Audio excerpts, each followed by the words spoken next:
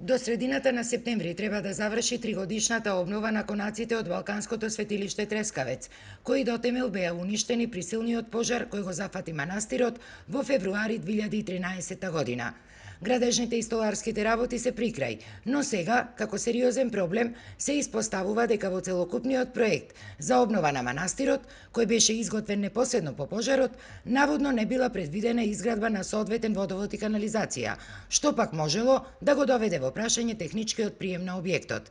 Но за да биде се готово, мора да биде завршен и проектот за водоснабдување на манастирот, бидејќи без завршување на тој проект не можеме ниту да ги пуштиме во употреба конаците.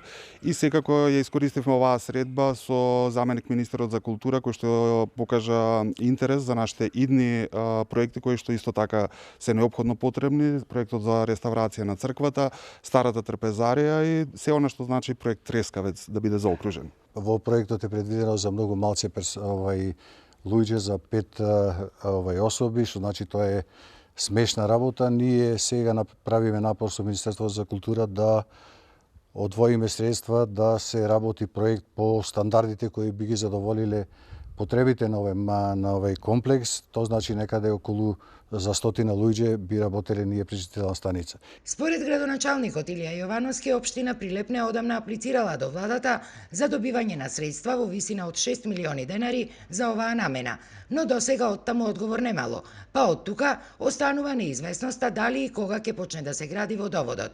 Што се однесува до динамиката на обновата пак, изведувачот на градежно-столарските работи е задоволен и смета дека ќе биде испочитуван договорениот рок, но проблемот со водоводот, што е надлежност на локалната самоуправа, останувал.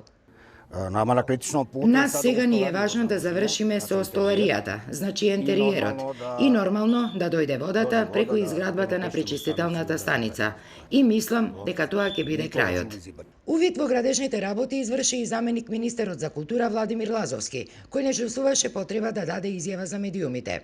Инаку пред почетокот на обновата на опожарените конаци, претходната влада за прв пат у многувековното постоење на овој манастир изгради пат до манастирот во должина од 7,5 километри во крајно непристапен терен, што секако многу ја олесни обновата.